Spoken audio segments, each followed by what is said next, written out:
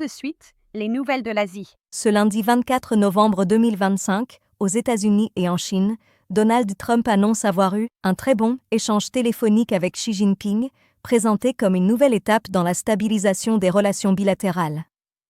Pékin réaffirme à cette occasion sa position sur Taïwan, évoquant son « retour à la Chine » comme un élément clé de l'ordre international d'après-guerre.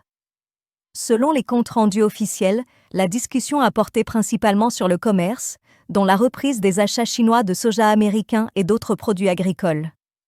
Cet appel intervient dans le prolongement du sommet d'octobre à Busan, qui visait déjà à réduire les tensions économiques entre les deux puissances.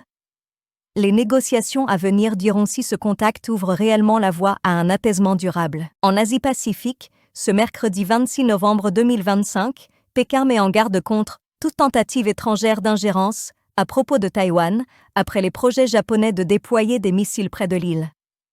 La Chine dénonce une menace directe pour sa souveraineté, tandis que la crise diplomatique avec Tokyo s'intensifie et laisse planer un risque d'escalade militaire. Dans ce climat tendu, les relations bilatérales se crispent davantage, alors que les deux puissances renforcent leur position stratégique en mer de Chine orientale. Le différend a déjà des répercussions économiques. Au moins une douzaine de vols ont été annulés après que Pékin a déconseillé à ses citoyens de voyager au Japon, frappant le secteur touristique nippon. Cette chute brutale des arrivées chinoises inquiète les transporteurs et l'hôtellerie.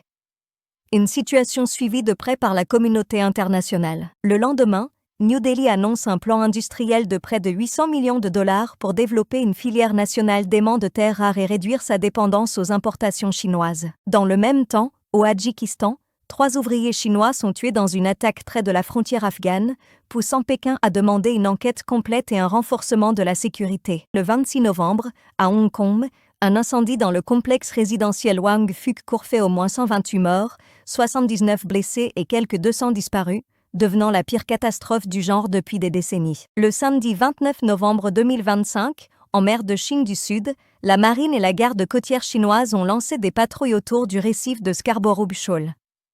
Pékin affirme vouloir sauvegarder sa souveraineté et ses droits maritimes dans cette zone contestée. Les Philippines n'ont pas réagi immédiatement à cette opération, dont les conséquences diplomatiques restent encore incertaines. Le dimanche 30 novembre 2025, à Pékin, l'indice officiel PMI a indiqué une activité manufacturière de 49,2 pour le mois de novembre. Ce niveau reste sous le seuil de croissance et traduit une demande intérieure faible.